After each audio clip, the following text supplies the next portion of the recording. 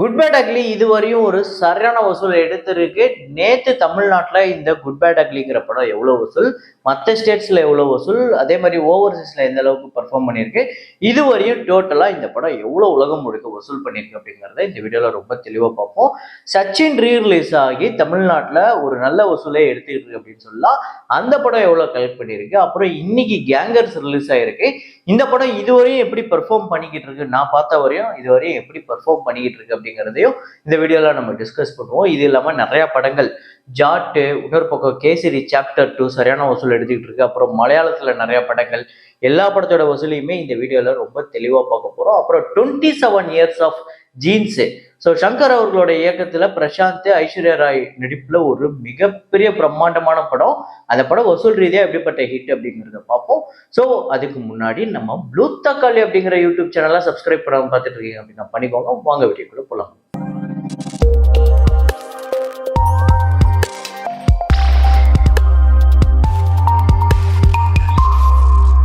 நேற்று வீடியோ போடல, அதுக்கு முன்னாடி வீடியோல நான் வந்து கெஸ் த ஃப்ரேம் அப்படின்னு சொல்லிட்டு ஒரு ஃப்ரேம் ஒன்று வச்சிருந்தேன். அது ரொம்ப பழைய படம். அது வந்து இமேஜ் குவாலிட்டியா இல்லாததுனால அதை நான் வந்து என்ஹான்ஸ் பண்ணி வச்சிருக்கேன், ஏஐல என்ஹான்ஸ் பண்ணி வச்சிருக்கேன். கிட்டத்தட்ட டீடைலிங்லாம் அதே தான் அப்படிங்கிறதையும் நான் இன்க்ளூட் பண்ணியிருந்தேன். அது ஒரு பழைய பாட்டு, அதை தாண்டி அது ஒரு பயங்கர பாப்புலரான ஒரு பாட்டு அப்படிங்கிறதையும் நான் இன்க்ளூட் பண்ணி சொல்லியிருந்தேன். அதை நிறைய பேர் தப்பா புரிஞ்சுக்கிட்டீங்க, நிறைய பேர் அதை கவனிக்கவே இல்லையா அப்படிங்கிறது எனக்கு தெரியல. என்னன்னா வெறும் 4 பேர் மட்டும்தான் சரியான பதில் சொல்லியிருக்காங்க. ஹரிதாஸ் அப்படிங்கிற படம் தான். மன்மதன் லீலை வென்றோர் அப்படிங்கிற பாட்டு எம்கேடி அவர்களோட பாட்டு. அதாவது ஹரிதாஸ் அப்படிங்கிற படத்துல அந்த பாட்டுல வரக்கூடிய ஸ்டார்டிங் ஃப்ரேமை தான் நம்ம வச்சிருந்தோம்.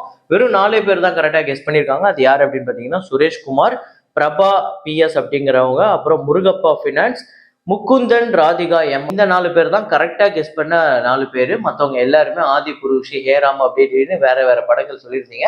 நான் வீடியோல ரொம்ப தெளிவா சொல்லியிருந்தேன் அது ரொம்ப பழைய பாட்டு அப்படிங்கிறத. ஸோ இன்னைக்கு வந்து ஒரு ஃப்ரேம் ஒன்று வச்சிருக்கேன், ரொம்ப பாப்புலரா ஈஸியா கண்டுபிடிக்கக்கூடிய அளவுக்கு ஒரு ஃப்ரேம் தான். பார்ப்போம் எத்தனை பேர் கண்டுபிடிக்கிறீங்கன்னு.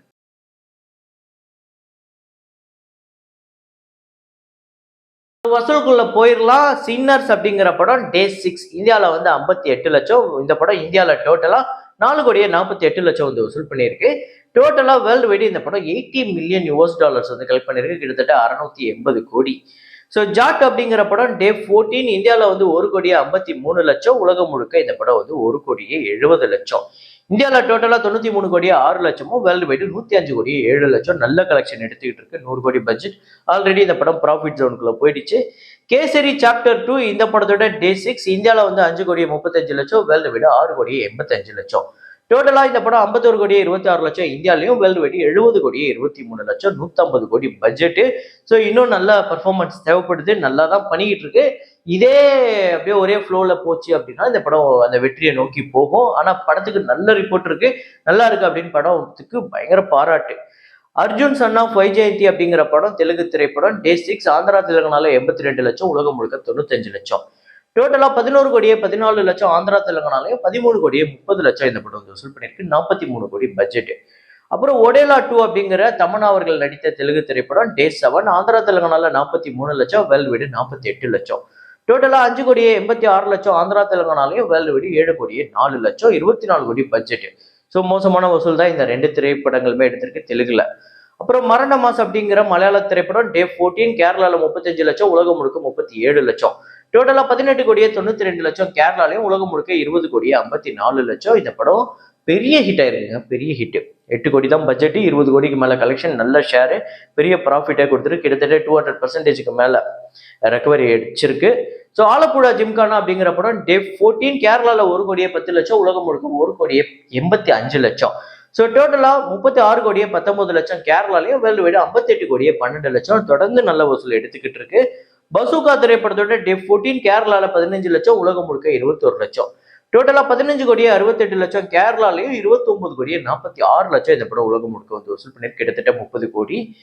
அப்புறம் 10 ஹவர்ஸ் அப்படிங்கிற சிபி சத்யராஜ் அவர்களோட திரைப்படம் டே 6 தமிழ்நாட்டில் 16 லட்சம், வேர்ல்டு வைடு 18 லட்சம். கிட்டத்தட்ட 1,51,00,000 தமிழ்நாட்டிலையும், உலகம் முழுக்க 1,64,00,000. ஸோ இந்த படம் நான் முன்னாடியே சொல்லியிருந்த மாதிரி 4ல இருந்து 4.5 கோடியாவது இந்த படம் ஒரு ஆவரேஜ் வெர்டிக்ட் வரதுக்கு வரணும். ஆனா இப்போதைக்கு இந்த படம் 1.5 கோடி தான் வந்திருக்கு. அப்புறம் குட் பேட் அக்லி திரைப்படத்தோட டே 14 நேற்று எந்த அளவுக்கு கலெக்ட் பண்ணிருக்கு அப்படின்னு பாத்தீங்கன்னா, தமிழ்நாட்டுல 1,76,00,000, ஆந்திரா தெலுங்கானால 10 லட்சம், கர்நாடகால 12 லட்சம், கேரளால 8 லட்சம், ரெஸ்ட் ஆஃப் இந்தியால 2 லட்சம், ஓவர்சீஸ்ல 65 லட்சம், உலகம் முழுக்க 2,73,00,000. தமிழ்நாட்டுல நல்லாவே ஹோல்டு பண்ணி வச்சிருக்கு. அதே மாதிரி ஓவர்சீஸ்லயுமே நல்ல கலெக்ஷன் வந்துட்டு இருக்கு. மத்த எல்லா இடத்துலயுமே டிராப் ஆயிடுச்சு இந்த படத்துக்கு. ஸோ தமிழ்நாட்டுல ஒரு நல்ல ஹோல்டு இருக்கு இந்த படத்துக்கு. செகண்ட் வீக் முடிஞ்சு கூட.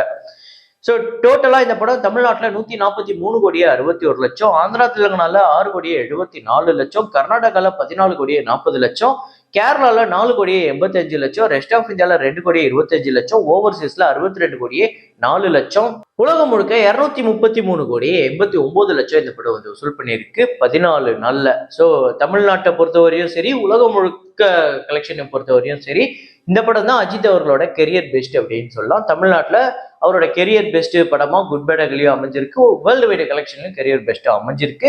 ஸோ பார்ப்போம் ஃபைனலா எந்த அளவுக்கு கலெக்ட் பண்ண போகுது அப்படிங்கிறத. ஸோ தமிழ்நாட்டில் அந்த 150க்கு இன்னும் ஒரு கிட்டத்தட்ட ஒரு 6.5 கோடி கிட்ட தான் இருக்கு. பார்ப்போம் எத்தனை நாளில் கலெக்ட் பண்ணுதுன்னு. இன்னைக்கு வந்து கேங்கர்ஸ் ரிலீஸ் ஆயிருக்கு. அந்த படம் எப்படி பெர்ஃபார்ம் பண்ணிட்டு இருக்கு அப்படின்னு பார்த்தீங்கன்னா, இப்போ நான் பார்த்த வரையுமே கிட்டத்தட்ட ஒரு 70,000-75 லட்சம் வரையுமே கிராஸ் கலெக்ஷன் எடுத்திருக்கு தமிழ்நாட்டில் ட்ராக்டு. ஸோ ட்ராக்டுங்கும் போது அப்புறம் ஆக்சுவல் கிராஸ் கலெக்ஷனுங்கிறது அதுல இருந்து கொஞ்சம் எக்ஸ்ட்ராவா தான் வரும். இப்போ 70 லட்சம் அப்படின்னா கண்டிப்பா ஒரு 85 லட்சம் அந்த மாதிரி வரும். அதை தாண்டி இந்த படம் இன்னைக்கு ஃபைனல் ரன் தமிழ்நாட்டில் கிட்டத்தட்ட 1.5 கோடி வரதுக்கு வாய்ப்பு இருக்கு. அப்படி வந்தது அப்படின்னா சூப்பர் கலெக்ஷன். ஸோ ஓப்பனிங் டே நல்ல கலெக்ஷன், அதுவும் இல்லாமல் ரிப்போர்ட்டுமே நல்லா வந்திருக்கு. வடிவேல் இஸ் பேக் அப்படின்லாம் ஒரு பக்கம் வந்து இந்த படத்துக்கு பயங்கர ப்ரொமோஷன் போய்கிட்டு இருக்கு. பார்ப்போம் எந்த அளவுக்கு கலெக்ஷன் வந்திருக்குன்னு, எந்த அளவுக்கு கலெக்ஷன் வரப்போகுது அப்படிங்கிறத நாளைக்கு வீடியோவில் டே 1 கலெக்ஷனை பார்ப்போம். நீங்க இந்த படத்தை பார்த்துட்டீங்க, அதாவது கேங்கர்ஸ் படத்தை நீங்க பார்த்துட்டீங்கன்னா உங்களுக்கு எந்த அளவுக்கு இந்த படம் பிடிச்சிருக்கு, காமெடி ஒர்க் அவுட் ஆயிருக்கா அப்படிங்கிறத கமெண்ட்ல போடுங்க. சச்சின் ரீ ரிலீஸ் டே 6 தமிழ்நாட்டில் 41 லட்சம், உலகம் முழுக்க 45 லட்சம். ஸோ தமிழ்நாட்டில் 7,10,00,000, உலகம் முழுக்க 8,82,00,000. ஒரு ரீ ரிலீஸ் திரைப்படத்துக்கு ஒரு நல்ல வசூல் அப்படின்னு நான் சொல்லுவேன். இதை அடுத்ததா ஜீன்ஸ் திரைப்படத்தோட வசூலை சொல்றேன் அப்படின்னு சொல்லியிருந்தேன். இன்னையோட 17 வருஷத்தை கடந்திருக்கு.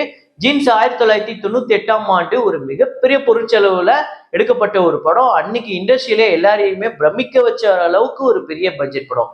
17,50,00,000 இந்த படத்துக்கு பட்ஜெட்டுங்க. ஒரு மிகப்பெரிய பட்ஜெட்டு. அதை ரெக்கவர் பண்ண முடியுமா, தமிழ் சினிமாவுக்கு அவ்வளவு கெப்பாசிட்டி இருக்கா அப்படிங்கிறதே முதல் எல்லாருக்கும் ஒரு பெரிய டவுட் இருந்தது.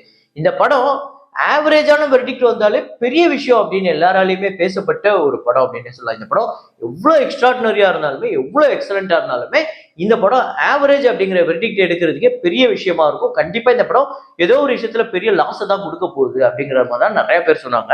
ஆனா இந்த படம் வசூல் ரீதியா பெரிய விஷயம் பண்ணிச்சு. தமிழ்நாட்டுல மட்டுமே அப்பவே 15,30,00,000 வந்து வசூல் பண்ணிச்சு. ஆந்திரால 6,70,00,000, கேரளால 2,75,00,000, கர்நாடகால 1,50,00,000, ரெஸ்ட் ஆஃப் இந்தியால 25 லட்சம், ஓவர்சீஸ்ல 8,50,00,000. ஓவர்சீஸ்ல அப்போதைக்கு எனக்கு தெரிஞ்சு ரஜினி கமலுக்கு அடுத்தது ஹையஸ்ட் ஓவர்சீஸ் கலெக்ஷன் இந்த படம் தான் நினைக்கிறேன். உலகம் முழுக்க 35 கோடி இந்த படம் வந்து வசூல் பண்ணியிருக்கு. கிட்டத்தட்ட 19,20,00,000 இந்த படத்துக்கு ஷேர் வந்திருக்கு. வசூல் ரீதியா இந்த படம் ஒரு வெற்றி படமா அமைஞ்சதே எல்லாருக்கும் மிகப்பெரிய ஷாக்கா அப்படிப்பட்ட ஒரு வசூலை வாரி குவிச்சது.